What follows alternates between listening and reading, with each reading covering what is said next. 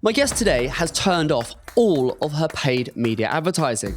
At the same time as this, she has just gone full-time into her business. What is her business? Well, she sells luxury jewellery boxes. Now, considering she's just gone full-time, she really needs her paid media to work, and that is what we're going to try and help her with in today's episode. Let's get into it. Welcome to Grow With Evergreen, the podcast designed to help you grow your business by providing practical insights into all things paid media, creative, and digital strategy. Every episode, we help home, garden, and lifestyle brands with their growth challenges by delving into their business, dissecting what they're doing, and defining a digital growth strategy they can take and deploy into their business. Let's get into it. Right, hello, welcome back, beautiful people. Hope everyone is doing well. Today, we're talking with Sarah. Her business is called Wintour, wintour.uk. She sells luxury jewellery boxes. She is doing about 50K. So it's a small business, very much a startup business. And I had a little chat to her pre coming on onto the pod, and she has just gone full time into the role. She's been doing it part time for the last sort of 18 months, just made the leap into full time, but at the same time as doing that, has turned off all of her paid media activity because by her own admission, it's not working. So she needs our help. So she's come on the pod, and we're going to do our very best to try and help her today. Just to give you some context as to where her business is, there's only two people that work in her business as of right now, herself, and she's got someone helping her with social media. We always ask all of our guests for their key marketing challenges. Sarah's very eloquently put that her first marketing challenge is that paid media is confusing. Really, really confusing. By her own admission, she said, there's so much information out there. I just don't know where to begin or what to believe. How many of you can relate to that? Small businesses, even established businesses, they say the same thing to me every single week. So I'm going to do my best to really help Sarah get an understanding and a grasp of this, because it doesn't need to be that complicated. The second challenge even is understanding the technical side. Sarah's very creative. So she's creative. She knows how to create a good, engaging ad, but she doesn't know how to get that ad in front of the right people. And luckily, she's talking to the right man who knows how to do that. And then the third one, as a small business, it's just hard to know where to focus. You know, there's only so many hours in the day. Where do you focus your time, energy, and your money to get to get a return and to drive that business? Now, if we think about what Sarah's done, she's just gone full time. She's done 50K revenue in the last 12 months, and she now wants to seriously ratchet that up. So she's really got to come up with a clear growth strategy and a growth plan, and we're going to do our best to help her do it. In terms of her plan to where she wants to be, she wants to 4 times that revenue. So she wants to get up into that 6-figure revenue, at least 100K, 100, 150 revenue, or more than that, actually. If you want to 4 times it, think about it, 50K, 200K. So we really want to go fast for this and get motoring. She's also got some questions that she wants to ask across Meta and Google, and where she should be focusing and what she should be doing. I've got lots of ideas. I've had a look at the website. I've got so many ideas of things she could do, things she is doing that she's not doing. And I want to get her on. So without further ado, Sarah, are you there? Absolutely. Hello. Hello. Welcome onto the Grow With Evergreen podcast. I'm delighted to have you with us. Do you want to just give our listeners and viewers a little 30 seconds? Who are you and what is your business? Absolutely. Thank you so much. So my business is Wintour. We are a travel accessories company. At the moment, the only products we have are our travel jewelry boxes. They are slightly different to everything else on the market, mainly from how they're designed. And like you just said, I have very, very recently gone full-time with my business because I've been working corporate 9 to 5 for the past 2 years. Yeah. Good stuff. Thank you so much. So just give us a flavor then. I want to get an understanding of your current marketing activity. I appreciate you've been doing it on the fly, you've been doing it part-time, but how have you got that first 50K? What have you been doing to market the business over the last year, 18 months? I am really focused on social media. A lot of my website traffic, a lot of my sales come through social media. I work a lot with influencer marketing. That is key. That has really, really been very successful for me. And then in addition to that, I have some really good email flows set up. Okay. yeah, I'm actually quite. That took me a while to do because I hated emails, hated them. Okay. And I Yep. thought, okay, you know what? I hate this so much. I'm just going to tackle it and make it my best friend. So I spent a lot of time with that. So I've got some really good flows set up, and then I send Nice. out emails And are once. you getting, what does that look like? Are you getting many people sign up on a weekly, monthly basis? It's steady, but I think it's all related to the influencer marketing. When Sure. people are, land on my website from a post they've seen an influencer post, and then they sign up through that. Mm-hmm. Okay. So, and just give me an idea of what's the size of your email list now then? Are we talking in the hundreds or in the thousands, tens of thousands? We've just gone over 1,000. Amazing. Okay. I mean, the first 1,000 email scrubbers is the hardest. So well done you. That's amazing. Good stuff. And you've got your email flows. That's good. In terms of these influencers, how are you working with those guys right now? I just want to understand, what are you doing? Are you gifting them? How are you incentivizing them? What are you doing? Yeah, gifting. I think as a small business, Mm-hmm. I've got quite a lot of experience in influencer marketing. As a small business, I personally do not think it's appropriate to be paying influencers. I know that might sound a bit controversial because I understand it's their job. They've got to make money. But Sure. I leave all of the paid stuff to the big companies like Waitrose. They've got huge budgets. They can pay the influencers. So until I get to a point where I can pay, I'm totally happy with gifting. And because it's such a niche, lovely luxury product, people are happy to accept and post in return. Sure. And these influencers, are you, what sort of, are you going after micro influencers or macro? Are you going after, the big boys and girls, or are you keeping it really sort of niche and focused? No, I do both. You do both. Yeah, micro, I get really good content from. I bet. They have obviously really good engagement, and then the bigger guys, they generate a lot of sales. So I think having a mixture is really good. And how much of that are you doing? Are you planning to do more of that? Have you been slowly increasing that activity? Yeah, so I tend to do it in batches just so I can sort of keep on track of what I've sent out and Mm-hmm. really make the most of each influencer that I work with. Some of the influencers I've been working with for 2 years, since I started, Sure. because I really like to nurture the relationship. I don't hate it when, they see these companies just send out these like blank messages and it's just a copy paste. I like to Yeah. really build a connection with the influencers and, engage with their content, speak to them, send them voice notes and all that sort of stuff, Mm-hmm. which is why I think it's been so successful for me. I see. Good stuff. Well, I mean, if that's working, keep doing that, right? So that makes all the sense. The email is a great one. So let's get into talking about the paid then. So just talk me through. You've obviously said you've stopped doing all of your paid media right now. Mm-hmm. When you were doing it, for how long were you doing it? What were you spending? Were you seeing any return at all? What types of ads? Just paint me a picture in terms of what you were doing when it comes to paid media. So the first time I did paid media, I was working directly with a rep from Meta, which, as we discussed, is not the best idea. I'm well aware that it's a money game, it's a business. They want to get Sure. as much money out of me as possible. I understand that, and I Mm-hmm. did actually see results. I was definitely getting more back than I was spending. But when I spoke about in trying to increase it, or how we could sort of tailor it and really niche down and get more out of what we were putting in, their answer was just increase your budget, increase your budget. Whereas I actually think the creatives weren't strong for that at all. So we didn't run it for long. I think it was probably about 4 weeks, maybe 6 Okay. weeks. Fine. And then And what did you spend? What did you spend over that time period? I think the budget was £50 a day. Okay. I And think, so you run it for about a month. yeah.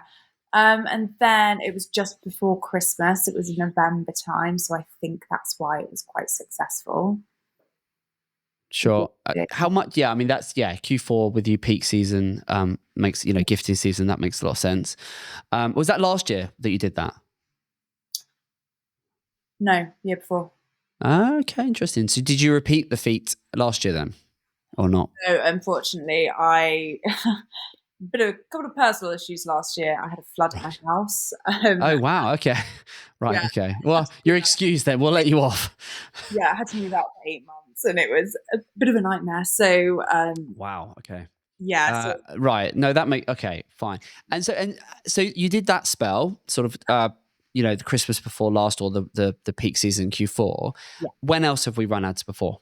And then I ran adverts, I think probably earlier this year, probably in January, February, which Okay. obviously it's a bit of a quiet period, because everyone's been buying at Christmas. Who's going to then go and buy loads of like little nice bits in Yeah. January? Yeah. It's probably not the best time to be, Not the best time. marketing. No, Yeah. Yeah. but I tried to set everything up myself, Okay. watched hours of YouTube. I listened to so many podcasts, and there's so much conflicting information out there. Yeah. Oh, yes, there is. Yeah. Yeah. Yes. So I just sort of went in circles. And then when I was setting it up, I think if you click one button wrong, then it's pointless. So Yeah. I Yeah.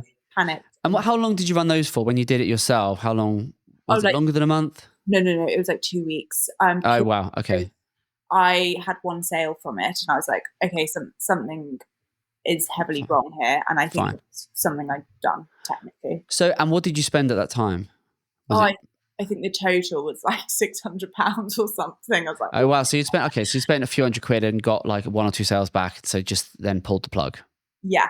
Fine. Okay. All right.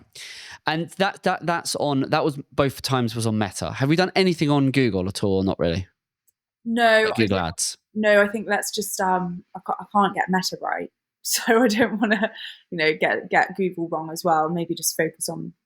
Do you think Fine. that? Do you think just focus on one, or maybe tackle them both at the same time?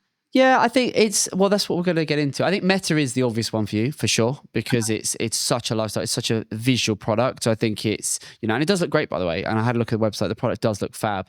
But I think Meta is the obvious one. If you just got to set up, I mean, it's so Instagrammable, this thing. So it's, that does make all the sense. You just got to make sure you get it set up right.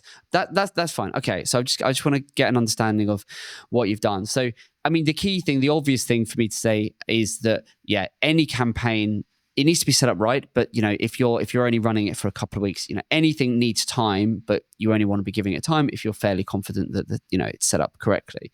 Yeah. So now, obviously, you mentioned about that, when it comes to Meta reps and Google reps, God love them, but it's always better to either swat up yourself or get someone that's, that could and advise where they're not being measured by the commercial sales they make on these platforms.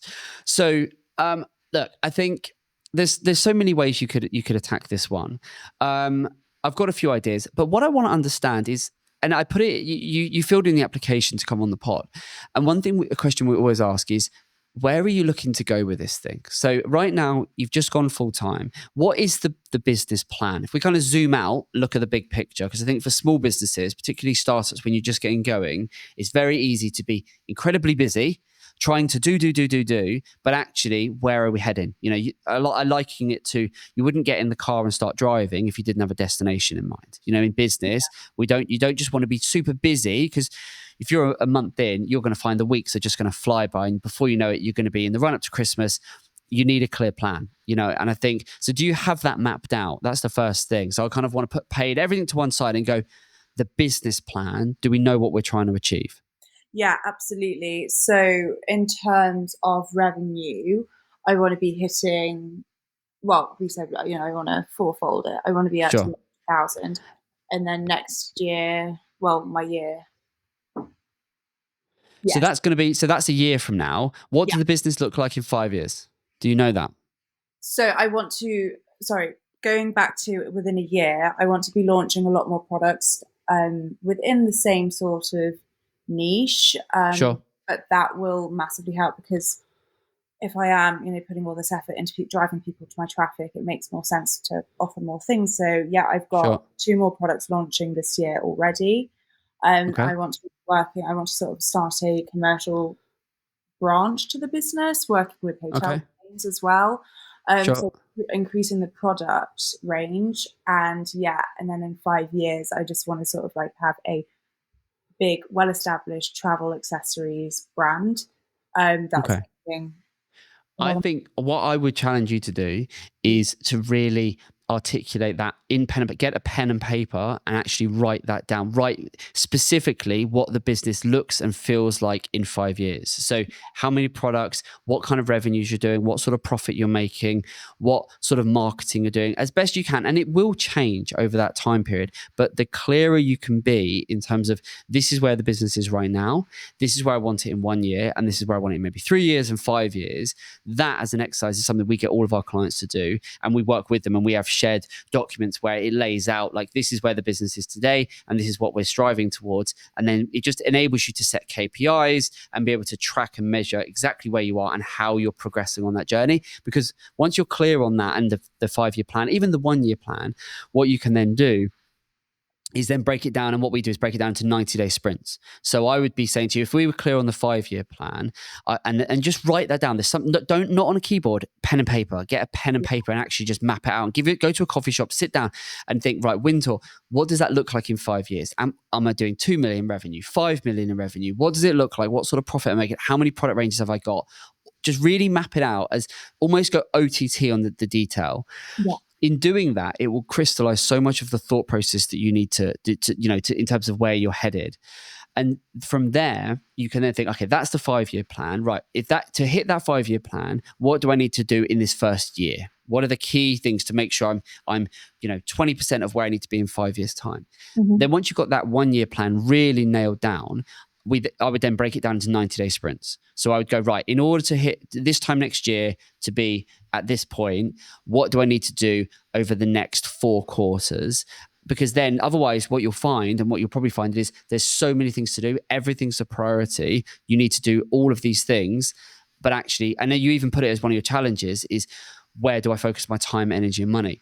By having sprints and go, right, all that matters over the next 90 days is achieving X. And then all that matters, if I do that, then I move on to the next thing and the next thing. That is going to help you from a startup, being so lean in terms of all the things you're going to have to do, how busy you are going to be.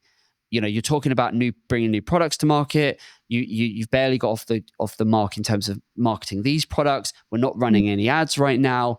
There's a lot to be done. So for me, I only know a very limited amount about your business and where you are. But from what you've said, even so far, I personally would be focusing, at least for the next 90 days, on get your current product range to market and get them selling. So I'd be setting a marker and saying, look, until I'm hitting a run rate of, I don't know, 10K a month in sales, I'm not even going to think about any more products. Because otherwise what you don't want to do is spread yourself so thin.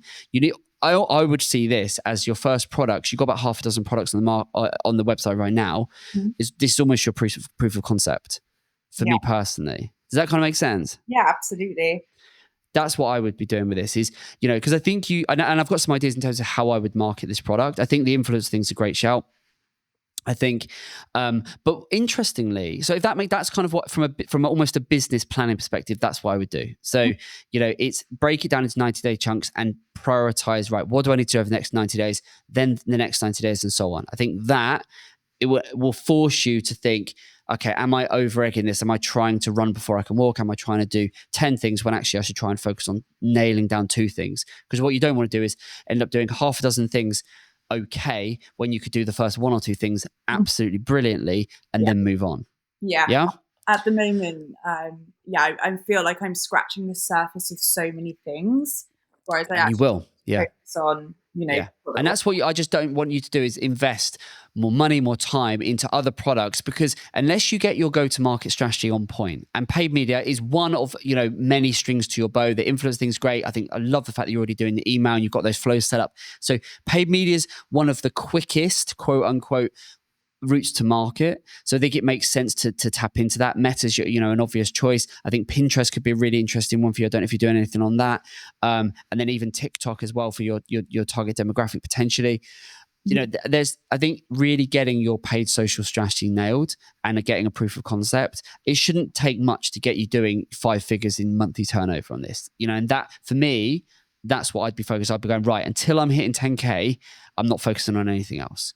Because otherwise, I think you are going to increasingly just feel like you are spreading yourself so thin, trying to do everything. And what you don't want to end up with is in 6-12 months from now, still without a proper marketing plan of how you're going to get this product selling. Because once you're selling this, Sarah, once you're selling the product with consistency, everything gets easier. Everything suddenly just gets that much easier. Whereas if you're having to sort of keep one eye, you're trying to look, I liken it to, if you're trying to look outwards at new things, new products, new opportunities, new markets, new this, new that, you've also got to look over your shoulder internally at what's going on, because there's so much to be done there. Absolutely. No, it's really interesting you say 10K, because that has been at the top of my list, 10K months. I want to be doing that 100%.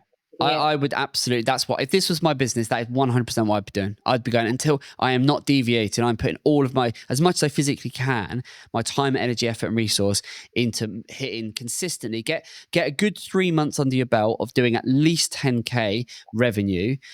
And then I'd be thinking, okay, now I can start, that's running on momentum, at least 3 consecutive months of doing that. Right now I can start to think about what next.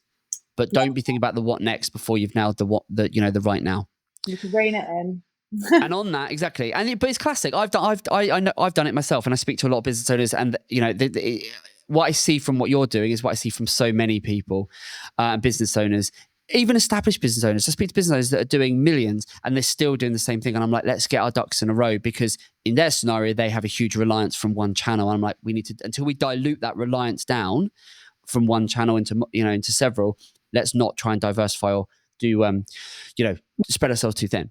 So I want to now just quickly look at your website, because something you said at the very outset is really interesting to me. So your product, the current products, they are jewelry boxes, yeah? Yeah. A couple of different sizes. You've got 5 products on the website right now, but they're jewelry boxes, correct? Yes. Right. But the purpose of the jewelry box, when you read a little bit about them on the website, is very focused on the traveler, right? They're, jewelry boxes for traveling, aren't they? Yeah. Yeah, to keep your joy. That is that the USP you're going for? Is that the how you're positioning these? Is these are jewelry boxes, luxury jewelry boxes for when you travel? Is that? Yeah, absolutely. So the reason why I started the company was because I was going on holiday, and when I say travel, I don't just mean abroad destinations. I mean, sure, even if you're going to the gym before work. So I have 2 main audiences. I do have the holiday, which is the biggest audience, and then I also have the corporate, going to the gym, the fitness girls. They're my main 2 audiences. And the design is what sets us apart from the other travel jewelry boxes on the market, because I don't believe they are designed for traveling. They're just normal jewelry boxes shrunk down. Sure. So if that's the case, on your website does not convey that these are from the way it's indexed, from an optimization perspective is what I'm talking about here. Yeah. It does not convey that these are for travel or for on the go. So there's a few things I would do, and I'll give you what I mean by this. So if I'm on your homepage right now, your homepage, in the page title, which is probably the most important signal your website has, in the tab, if you've gone to Chrome on your website, the homepage page title is brand, so Wintour, and then it says luxury jewelry boxes. Nowhere in there does it say that the purpose. So you say what they are, but you're not describing the purpose of them. Yeah. Does that make sense? Yeah. Absolutely. Yeah. Now and then in your on your banner it says luxury travel jewelry boxes. Great. In the little bit of blurb beneath the hero section, it mentions travel once or twice, but nowhere else. When you go into your shop page, same thing. When you go into all of your products, same thing. There's no mention. Go to any of your products, it does not mention travel. Okay. So what you need to do is think of it. Do you ever remember, I don't know how old you are, but do you ever remember the Ronsil adverts where it's like, it does exactly what it says on the tin? Yeah. Do you remember that, right? Yeah, that. Yeah. What you need to do with your website and your products is that it needs to say exactly what it is. Yeah. Whereas at the moment, I've just gone into one of the products randomly. So I've just gone on the mini Moritz, in orange. Now, a mini Moritz does not tell me or Google what that product is. So from a customer perspective, might not be such a problem, because I can see the product and I can go, okay, yeah, and I've landed on a website because I know I'm looking for one of these luxury jewelry boxes. But what is a mini Moritz? What is it? Yeah, and not just what is it, but who's it for? What's the purpose it serves? Okay. What you need to do is you need to re-look at your products and the way you describe the products. And Okay. you need to make sure that you are conveying that this is the mini Moritz, great, and it's in orange. And what it is it's a mini travel jewelry box or a jewelry, however you describe them, right? Mhm. You need to then describe the purpose of it. This is ideal when you're traveling or when you're hitting the gym or you're doing this or you're doing that. You need to paint a picture, because what that's doing is giving context for Google and for the user, because the mentions where it was travel, Yeah. that's fine. But when I saw that, I immediately think, and even the opening scene on your video on the homepage is very much like a hotel room. So it implies you're traveling. And I get that, but if you don't want it to be exclusively that, I think you need to make it very obvious within the descriptions, within the way you're writing about the product, that these are for traveling, or maybe, and you can use your data to look into this, is traveling and maybe on the go or out and about, that kind of thing. So I think it's how you describe. These are the ideal jewelry boxes when you are doing this or this or this. Yeah. I think a lot Yeah, of my social media content is based around that, but I absolutely have not even thought of translating it to the website. So thank you for that. that's right. Your website is where you need to make the sales, right? Your social media is important. Your social media is a vehicle for driving eyeballs to the brand.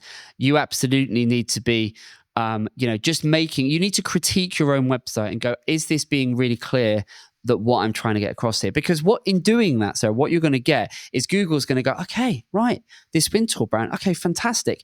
They sell these luxury travel jewelry boxes for this purpose and for this purpose and for this purpose. And I've said this on other podcast episodes, is a good website when it comes to SEO, you don't need anyone to help you with this. You don't need to employ an agency to help you with any of this stuff. You need to just take the time, carve out the time for yourself so you can go and look at your own website, and on a page by page basis, because there's not that many pages on the website, you need to be going, does this convey not just the vanity, I'm going to call them vanity terms of what you name the products, which is fine. It's important to do from a brand perspective to go, this is the mini Moritz, so this is this or this is that. That's important to do.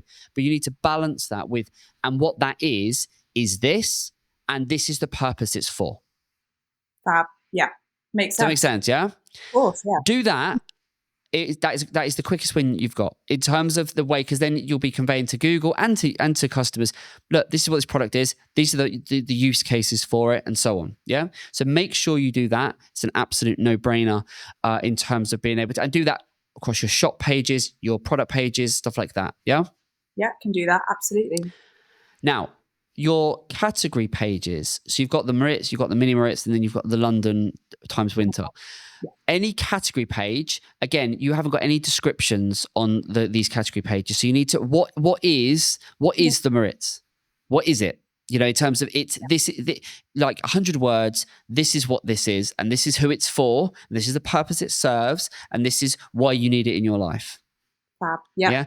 You need that. So put that on your category pages, not just in the titles, but in the actual description section, and just bulk out the thing so that you remove the guesswork, basically, right? Mm-hmm. Because at the moment, if I come onto this website, I would need, as a customer, I would need to probably seen you on social, been convinced that I want to buy the product on social, and gone, do you know what? Yeah, I like Wintour. I want one of these things.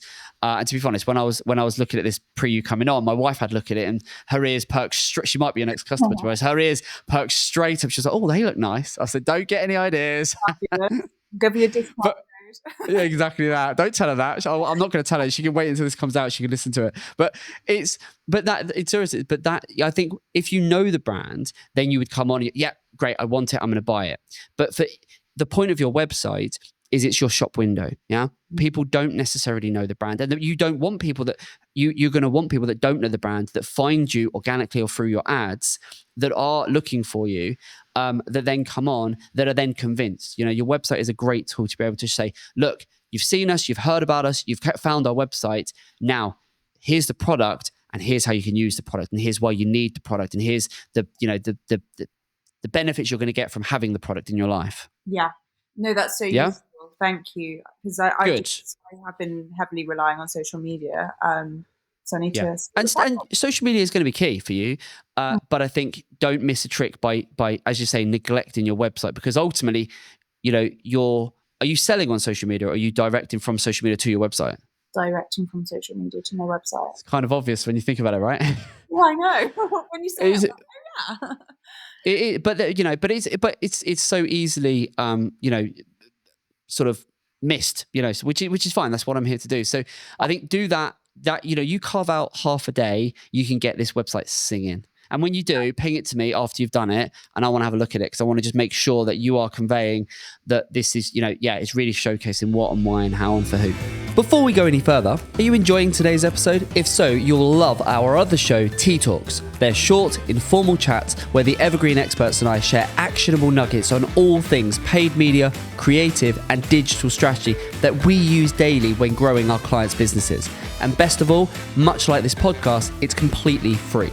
So if that sounds like something you'd be interested in, see the link in the description. Now, let's get back to it. Have you got Google Search Console set up? Do you know what that is? Oh, do I? I think I tried. I think I've had a look at it briefly.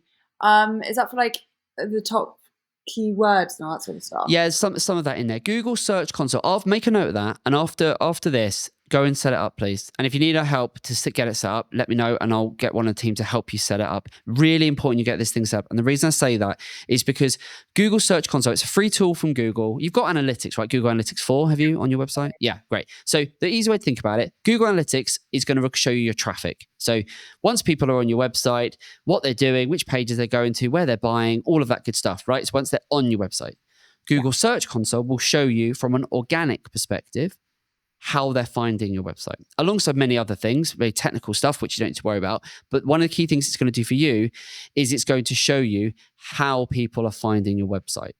And even if you haven't got this set up, or you might have it set up, there'll be some data there, even if you went and set up today, and it will give you some little golden nuggets. Because what you want to do in Google Search Console, you get it set up and it's going to show you a myriad of different things. The key thing is on the left side, you go into the performance section, into the search results, because in there, it's going to show you how people are finding your website. And so what you would expect to see in there is some branded terms. People are looking for Winter Jewellery, or Wintour Jewellery, all of that good stuff. But what you're looking for within those queries is how else are people searching? Because it's like gaining intelligence so that you can feed that into then how you optimize your website, and even the types of messaging you put in your social ads, how you write and position your social media posts. For example, you might see something where you might see that people search consistently for not just travel, but maybe, jewelry boxes. I don't know, when you're out and about, or there'll be certain sort of phrases and terminology that your customers will use. And that in there is where you might not, but you'll generally capture some gold in there. And then you can go, okay, I never would have realized that people actually search for jewelry boxes in that way. Maybe they search by size, or by type, or by color, or by maybe the vegan thing is a big thing for them. Or maybe, I don't know, but it might throw up some gold. And you can then take that, because if you can see that actually there's a certain very specific term of how people search, again, the relevant products, you can feed that in. If you see that, because with yours, to really carve this to work, what you need to do is think not just, the luxury jewelry boxes is a niche, but you've only got to Google search luxury jewelry boxes. There are 101 people that are doing exactly the same. So for you, I would be thinking is, how do I get a niche within a niche? What do I need to carve out? And it might be that within that, it's the use case of them. So these are luxury jewelry boxes for travel, for the gym, for this, that, and the other. Or it might be that they're vegan luxury travel jewelry boxes. So it's trying to find a very specific angle and a USP. And Google Search Console is going to be one of the best ways. And it's completely free. And it's something you could do yourself to go and find what that's telling you. Fab. That's so good, because I have been using SEMrush and eRank for keyword searches, but I've never actually done it. They're good. SEMrush is good. We've used SEMrush. The tools are good. Are you paying for them, or are you on the free accounts? Free account. Fine. So they're good as well. But Google Search, the difference with Google Search Console is it's actually your own data. So it's actually going to tell you this is how people are finding your website right now. So there's a couple of steps to getting it set up. If you run into trouble, give us a shout and we'll guide you through it. But get that set up. take a minute, grab yourself a coffee and go and review those queries. And look, you can open the window to the last 12 months, 16 months. And that again will give you some insights into, oh, okay, I didn't realize people search like that, or would never have known that they search like this, and so on. Yeah. Fab. Thank you so much. Because then, as I say, you take that intel and you then apply it to your product pages, your shop pages to go, yeah, it's the Mini Moritz, which is a vegan luxury travel jewelry box. Suddenly, see how much more descriptive we're being. Yeah. And then within the description of that product, you're going, this is an ideal product for you if you are needing somewhere to keep your jewelry when you are going here, doing this, doing that, etc. Suddenly, you're giving Google so much more context of why someone would want this product. And it makes it so much easier for it to connect the dots when it's trying to work out when to rank and show your website versus when not to. Brilliant. Great. Yeah? Yeah. Good. Now, when it comes to paid, so I know you said you've turned off your ads. So I think there's a few things that I just want to give you some sort of kind of, I guess, my sort of opinions on when it comes to paid. I think Meta's a really obvious one for you. Mm-hmm. We don't have the luxury that we did in years gone by when it comes to targeting. You can't be as specific now with privacy policies, GDPR, the iOS updates. We don't have the same degree of targeting that we once had a few years ago. That said, you need to keep this simple, stupid, right? The kiss analogy. Keep it simple, stupid. What you need to do with this is you need to take the time to go into Meta. And when it comes to for you said in your application that you're happy with the creative. I think you're always going to need to test and measure the creative, try different things in terms of different calls to action, different messages, different images, etc. And that's just a case of taking the time to design different creative and different aspect ratios and so on. Yeah. But what I think is absolutely key for this is the audiences. So have you ever, when you've run anything, have you ever delved into, do you know anything about audiences and how you can set these things up? So the audiences is actually the main issue that I have when I sort of do my research on it, because there is so much conflicting information out there. Some people are like, yeah, you want to go really wide, or some people are like, no, super niche. I definitely want to stay in, I can ship globally, but I definitely want to grow within the UK. Yes. But then in terms of, like narrowing it down further, this is where I'm lost. Yeah. Okay. So look, I think UK, you absolutely don't consider going outside the UK until you've got some traction on your home patch. Where are you based in the UK? London. Okay.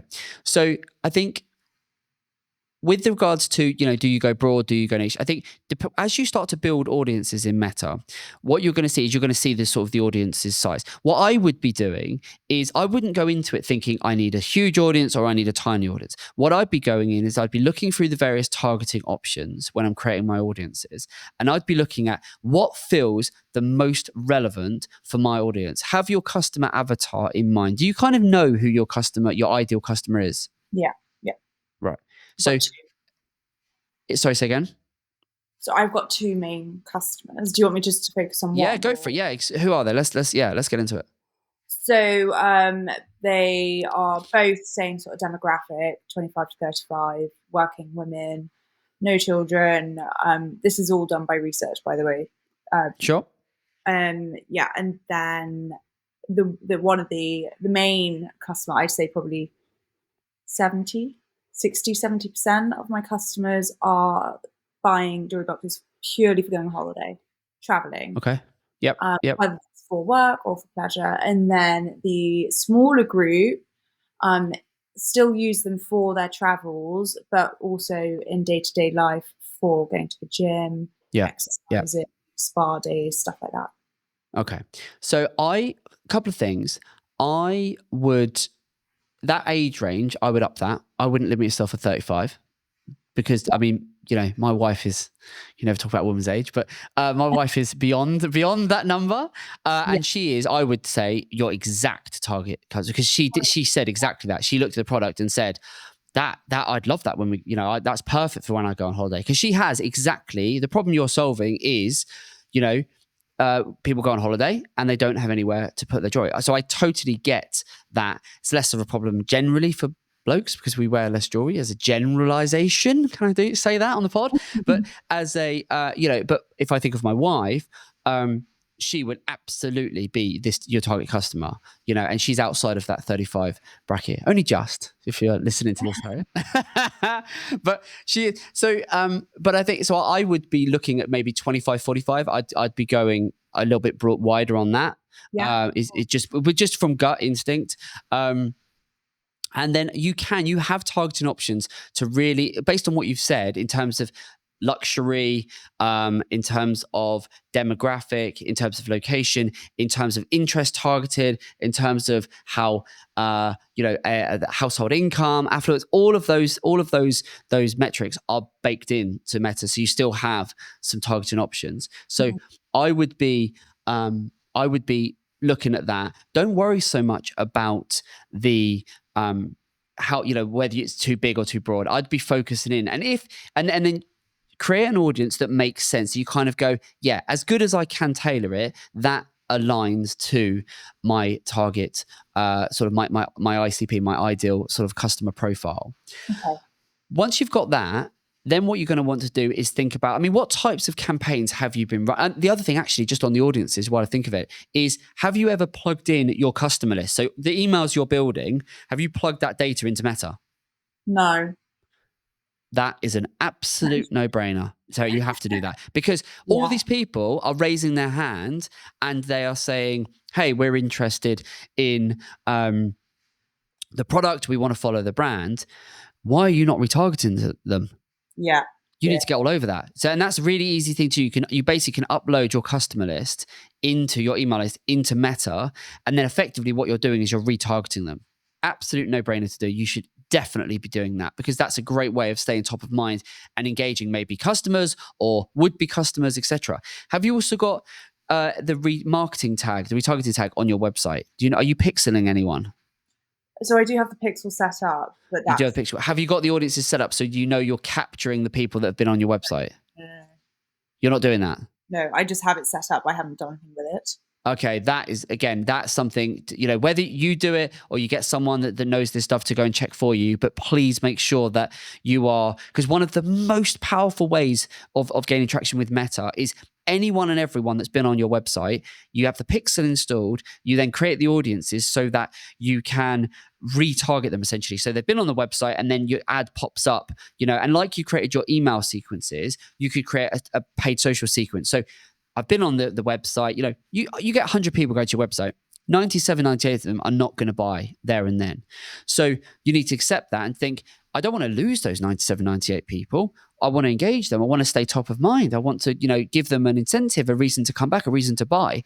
Retargeting with the pixel enables you to do that. So you can I would be mapping out and think, right, when it comes to Meta, if someone's just been on my website for the next 3 days, 5 days, I want to show them an ad via Facebook, via Instagram that says, hey, come back, purchase 10% off or whatever. It doesn't have to be a discount. It could be another incentive, but give them a reason to think, yes, I was looking at that Wintour. I am going to go back and get that purchase. Yeah.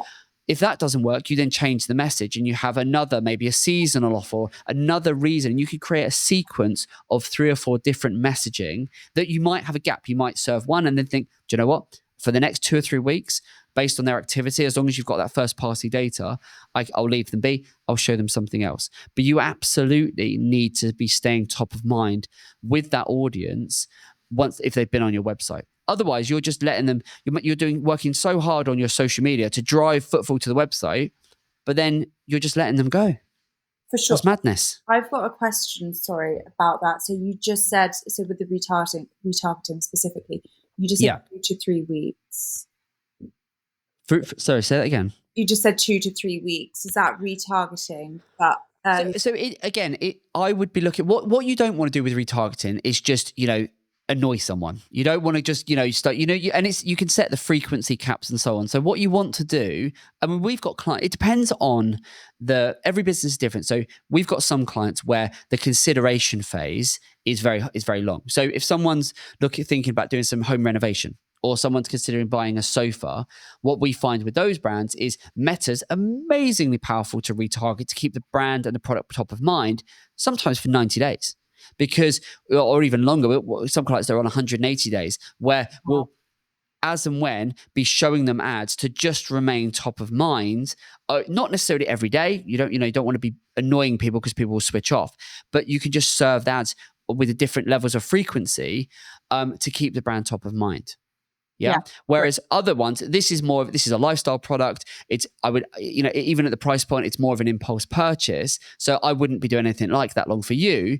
But certainly for a 14, 21 day window, I'd be wanting to stay top of mind with your target customer. Definitely. I'll try that out. Fabulous. Thank you. Yeah. So I think retargeting for you. So get your customer list updated, get your pixel, make sure you've got your audiences, and then plug those in. Crucially, once you've got them uploaded into the account, get them connected to your campaigns that you're running, because that will and then that will do is that will enable the other audiences to learn, and you can get other audiences built off the back of that, where Google or Meta in this case has a good understanding. Okay, that's who a customer is. That's who I'm going after. Mm-hmm. And then it's just layering. You then overlay on top of that the age range, the target area, the interests, the luxury shoppers, the certain level of et cetera, yeah? And you just layer it all up and you start to build a core audience. Then you start to get some traction, and then you can double down on that and then start to build it out and go from there. Brilliant. That makes sense? You with me? Yeah, it all makes sense. Good. So that's what I'd absolutely be doing, as I say, retargeting on Meta. I would also consider doing retargeting on Google as well, for you. Okay. I think I'm just thinking, would I use Google for this brand?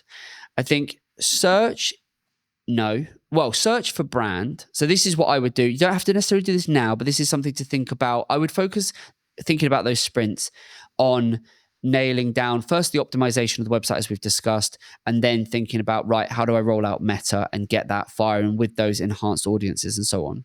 Yep. And then within Meta as well, the creative, split testing, different ads, different creatives, all of that's a no-brainer. I think, Darren, I don't know if you've got any thoughts when it comes to like video. That could be an interesting one potentially for this. Yeah, I think there's a lot that can be done. I think with the UGC angle that she's already taking, I think that's really, really good. I mean, you and me have been talking today about this idea of EGC, which I don't know if you've heard it, Sarah. It's actually employee generated content. Yeah. So, I mean, I would definitely say this is a really good brand for TikTok. And that sort of thing. So, and those that TikTok type content can work really well for ads. You slice and dice that absolutely. Up, can be really good, and we're seeing lots of that work, aren't we? What we're seeing there, and again, it's you can create really impactful ads on Meta. They don't have to look polished. They just, you can take that UGC type content. So that's really powerful, isn't it, for ads? Yeah, no. So, I mean, I think I've had a look at your Instagram as Erin's been talking, and I think you're doing a really good job on there. So I think you've got that down. I think, do you do TikTok at the moment? Thank you. I do TikTok. Okay. I have recently changed it to more of a founder's account, but I was thinking of splitting that back up into my personal brand and the company, because I definitely do that. Boxes, I get a really high engagement, and then I have people message me on Instagram saying I found you on TikTok. So nice. It's good. Great. It's good. Yeah, no. So I think that try different types of creative, try different, but with the campaign, try lots of creative. But when it comes to the structure of your Meta account, lots of different creative, but don't do loads of different campaigns. Don't spread your budget too thin. Don't have like 10 different campaigns and each running on $5 a day. It's better to have a couple of campaigns with a better, bigger budget. Okay, great. Yeah, don't spread it too thin. When it comes to Google, which again, this is more just thinking ahead, 3-6 months from now.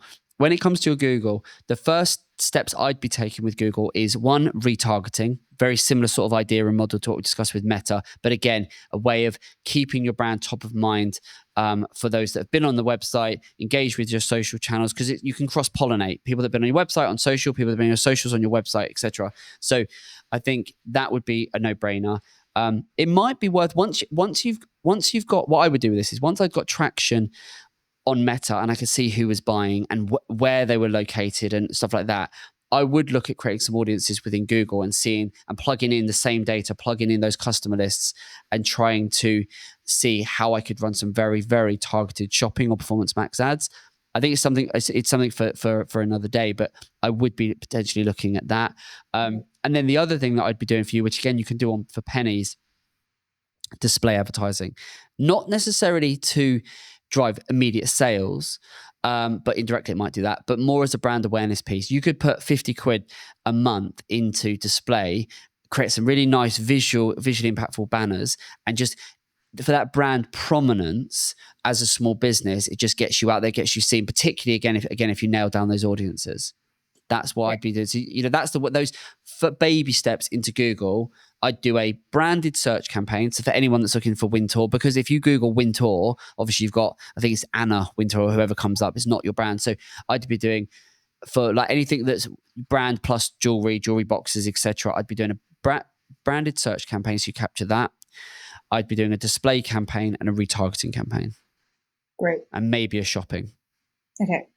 Yeah, makes sense? Yeah. Good. Now, I just want to go through these questions that you asked. So the first one was, we've kind of covered these, but I'll just go over quickly. The first one you asked was meta ads for beginners. What are the basics? Where should I begin? I think we've kind of covered that. Mm-hmm. Yeah, absolutely. Is there anything else you'd like to know on meta that you can think off the top of your head that you'd like to just go through? I've written so many notes down from this. Yes. Good. That's what I like to hear. That's good. Good. Well, the second... Oh, sorry, go on. Oh, no, I just said it's been so useful. Oh, good. Do you know what? That's music to my ears. That's exactly what we aim to do on this podcast. So the second point was, at what point should a small business use an agency? Which is a great question. I think there'll be lots of people listening and watching this that will have had or have the same sort of question. Look, I don't think there's a single answer of like, this is the magic point in terms of revenue or size. But I think if I think of the clients that we work with, you're typically going to be doing a few hundred, 200,000, 300,000, 400,000 revenue before you're going to get to the point where you're going to be ready to bring an agency or someone external to help you. And I'll tell you why.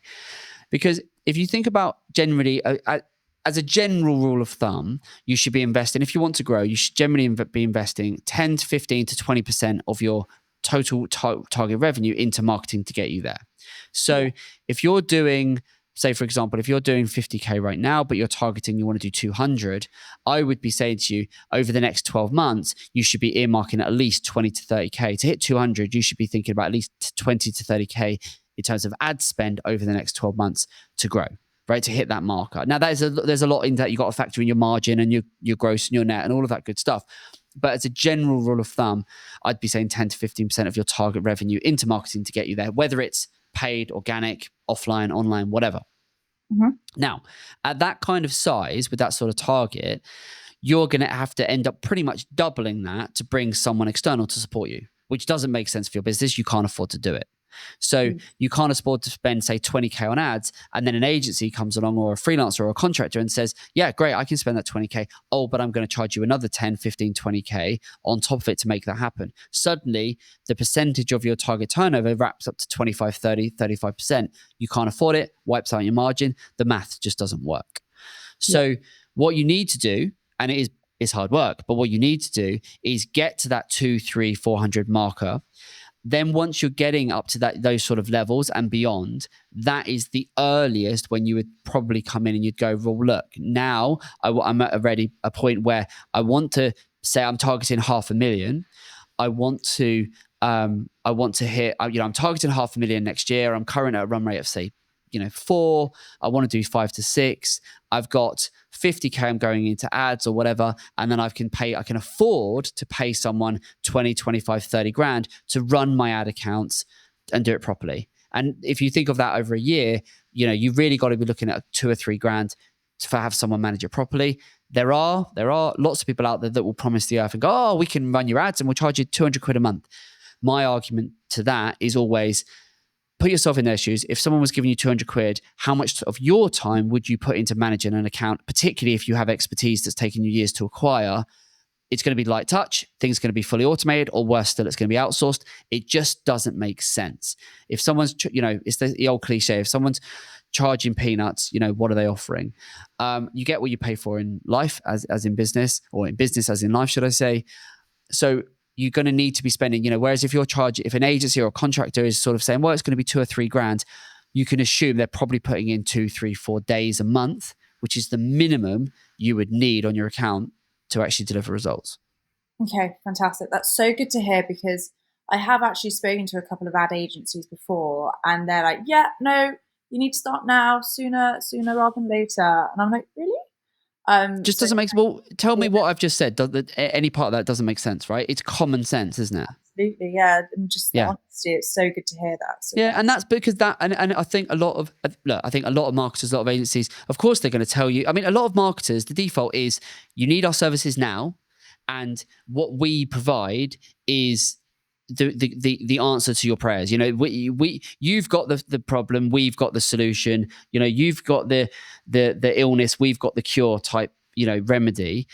And and it's funny that there isn't it, you know, you speak to an agency and the answer to the problem you've got is always what they provide as a service. And I just, you know, I call BS on that, you know, because I just think, look, any business, as you grow, it's about understanding your reliance per channel. So for you, not something you need to worry about right now, but as you grow in time, what you're going to want to be mindful of is, as my brand grows, I don't want to become solely reliant on just Meta or just Google or just this or you need to diversify, because in the same way as you don't want all of your business coming from one customer, you don't want all of your marketing, all of your leads, all of your sales coming from just one source. So you need to diversify. That's a tomorrow problem, not a today problem for you, but that's something. And similarly, when it comes to the here and now with your marketing, it just doesn't make sense. You would have to pay more in management fees than you would on your ads. That does not make sense. You can't afford to do that.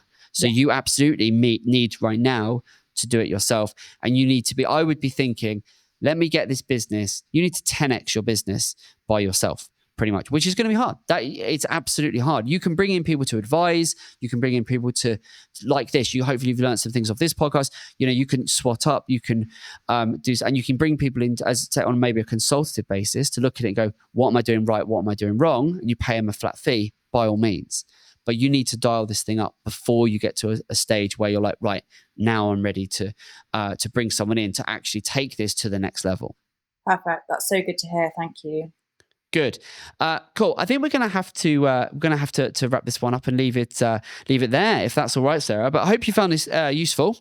Oh my God, I have written so many notes. My hand hurts.